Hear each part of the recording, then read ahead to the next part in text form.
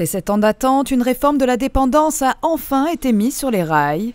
Les principaux contours de ce projet, baptisé pour l'adaptation de la société au vieillissement, ont été dévoilés par Michel Delaunay le 12 février dernier. Un texte encourageant pour certains, décevant pour d'autres. C'est d'abord une vraie réussite de poser enfin le problème, non pas en termes de dépendance, mais en termes de prévention de l'autonomie. Et en imaginant donc que c'est la société entière qu'il faut adapter aujourd'hui parce que les âgés vont être beaucoup plus nombreux, ils souhaitent rester à leur domicile, donc l'intervention publique, il faut qu'elle accompagne ce souhait de rester à domicile. Il donne l'impression qu'on va s'interroger sur le vieillissement de la société française, pourquoi pas. Et en fait, quand vous regardez, vous voyez que le vieillissement, d'abord on le fait commencer à 60 ans, comme si les gens ne commençaient pas à vieillir dès qu'ils sont dans le ventre de leur mère. Les 60 ans et plus, c'est 16 millions.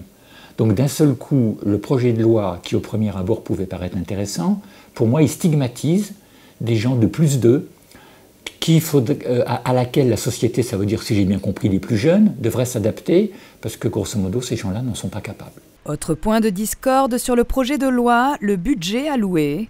Le gouvernement propose de mettre sur la table 645 millions d'euros, un montant insuffisant et irréaliste selon les associations.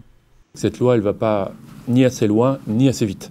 Et sur les aspects financiers, on estime que ce n'est pas du tout satisfaisant. L'allocation supplémentaire qui est donnée à travers cette loi permet simplement aux bénéficiaires d'avoir une aide d'1 heure en plus par mois. Ce qui est quand même relativement léger par rapport à l'ensemble des besoins des personnes. Si vous ramenez ça au budget national, nous sommes à 2000 milliards, le budget français. La demande que nous avons, elle porte sur 1,5 milliard supplémentaire, c'est-à-dire 0,05% de l'ensemble du budget. Le projet de loi qui devait être présenté en Conseil des ministres le 9 avril voit son calendrier chamboulé par le remaniement ministériel. Si la réforme est maintenue, elle devrait être votée fin 2014 par le Parlement pour une mise en application dès 2015.